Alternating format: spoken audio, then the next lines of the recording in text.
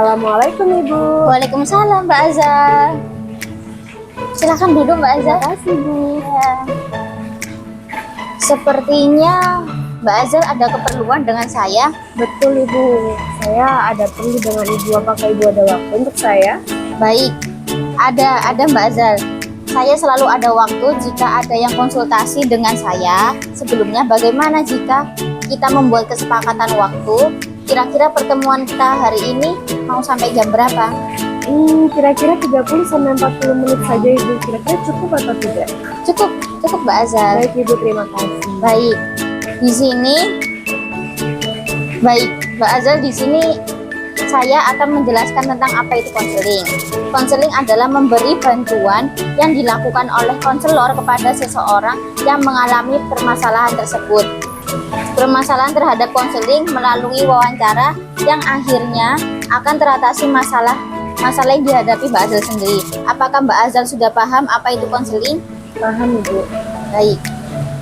Dan di sini saya akan menjaga kerahasiaan Mbak Azal, maka Mbak Azal bercerita dengan tenang dan leluasa ya Mbak Azal ya. Iya Ibu. Oh iya Ibu, terima kasih atas waktunya. Saya di sini ingin menceritakan atau berkeluh kesah tentang sesuatu yang terjadi pada diri saya. Sebelumnya saya kurang percaya diri Bu, kurang percaya diri terhadap apa yang saya punya ini, seperti misalnya kurang pede di saat tampil depan banyak orang.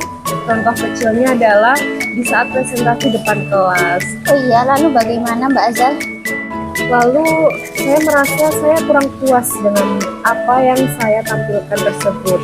Apalagi kalau semisal nanti ada event-event, ada acara besar yang mana saya harus berdiri dan tampil depan banyak orang.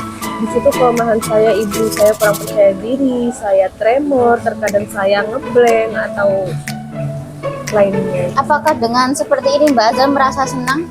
Tidak Ibu, saya selalu kepikiran. Oh, mungkin Mbak Azal mengira kalau bahwasannya ini tuh harus sempurna dan tidak ada kesalahan sedikit pun. Apakah begitu Mbak Azal? Betul Ibu. Saya paham apa yang menjadi kegelisahan Mbak Azal sendiri setelah mendengarkan ceritanya Mbak Azal. Jadi saya simpulkan, kamu itu takut ketika presentasi di depan kelas dan tidak berani berbicara di depan kelas kepada guru karena kamu merasa penampilanmu tidak sempurna, atau kamu takut? Apakah seperti itu Mbak Azal? Benar sekali Bu, apalagi jika dosen bertanya kepada saya dan saya diberitahu jawaban oleh teman sebangku saya. Tapi di situ saya masih tetap kurang percaya diri. Kenapa? Karena saya takut jawaban yang saya berikan ke dosen, ke bapak dosen itu salah. Jadi itu saya merasa kurang dan nggak pede gitu Bu, kurang percaya diri. Baiklah, apa kira-kira rencana Mbak Azal ke depannya agar bisa berpenampilan yang terbaik saat presentasi? Rencana saya ke depannya, saya akan terus melatih sehingga menjadi kebiasaan untuk saya. Mungkin dengan cara terpaksa yang akan menjadi terbiasa, itu akan saya terapkan kepada diri saya.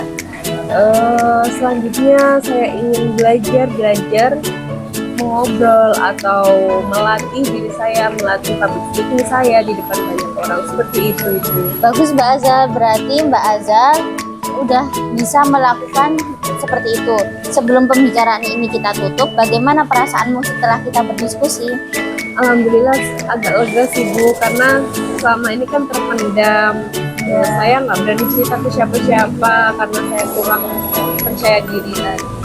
Syukurlah. Saya ulangi ya, jadi rencana kedepannya Mbak Azal sendiri agar tidak takut ketika berpresentasi. Pertama, Mbak Azal akan berlatih dan belajar terlebih dahulu tentang materi apa yang akan dipresentasikan. Lalu yang kedua, Mbak Azal akan berpenampilan rapi sehingga Mbak Azal merasa percaya diri ketika di depan kelas. Lalu yang ketiga, Mbak Azal berdoa sebelum presentasi itu dimulai. Apakah Mbak Azal mau berkomitmen dengan apa yang sudah kamu lakukan? Siap Ibu, insya Allah saya akan berkomitmen dengan apa yang saya terapkan. Baiklah, jika Mbak Azal ada hal yang mengganggu lagi, silahkan hubungi saya ya Mbak Azal, jadi jangan ragu-ragu untuk menghubungi saya, Mbak Azal. Siap Ibu, terima kasih banyak. Iya, sama-sama Mbak Azal. Oke Ibu, terima kasih atas waktunya. Iya. Mohon maaf sekali saya mengganggu waktu Ibu. Enggak Mbak Azal. Terima kasih. Bu. Iya.